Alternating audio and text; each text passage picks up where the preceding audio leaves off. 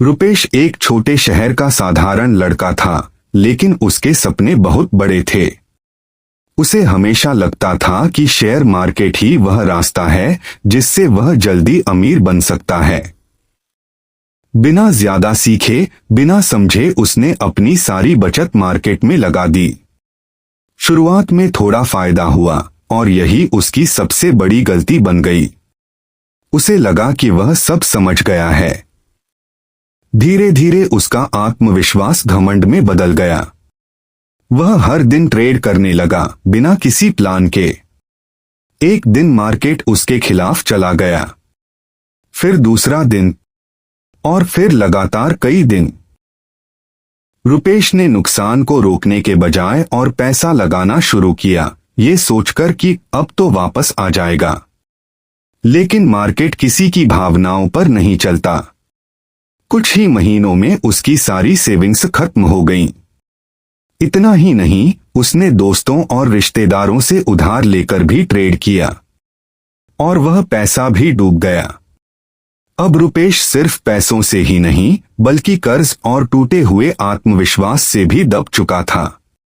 घर वालों की नजरों में वह असफल हो गया था।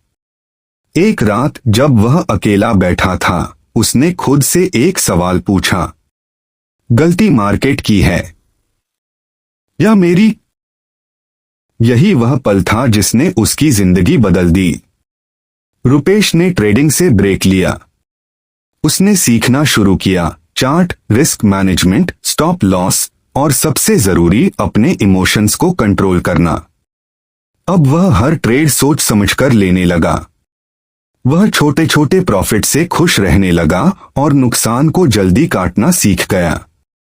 शुरुआत में प्रॉफिट बहुत छोटा था, लेकिन लगातार था। धीरे धीरे उसका आत्मविश्वास वापस आने लगा।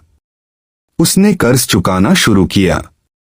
सालों की मेहनत, अनुशासन और धैर्य के बाद वही रुपेश जो कभी कर्ज में डूबा था, आज एक सफल ट्रेडर और करोड़पति बन चुका था।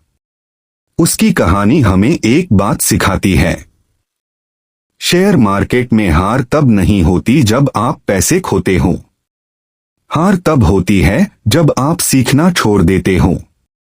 रुपेश ने पैसे खोए, लेकिन सीखकर खुद को जीत लिया, और यही उसे असली विजेता बनाता है।